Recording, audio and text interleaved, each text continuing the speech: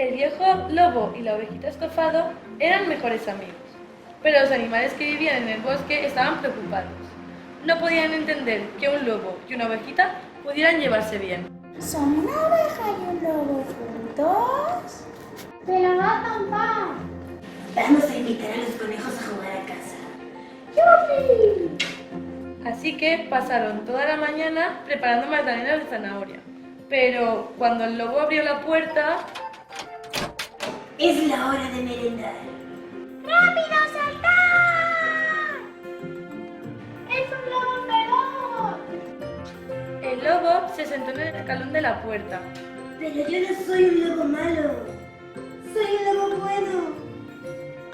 Ya sé. Invitaremos a mis amigos para que te conozcan estofado.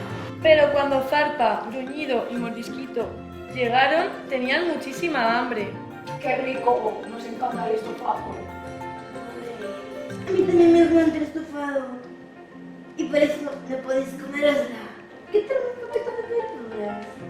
Después de cenar, el lobo les leyó un cuento y al terminar se quedaron todos dormidos acurrucaditos.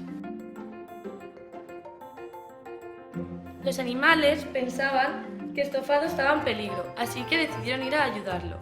Pero mientras, en casa del lobo, Pero... ¿podemos leer otro cuento? ¿Y quedarnos a dormir? el lobo sonrió y les dejó entrar.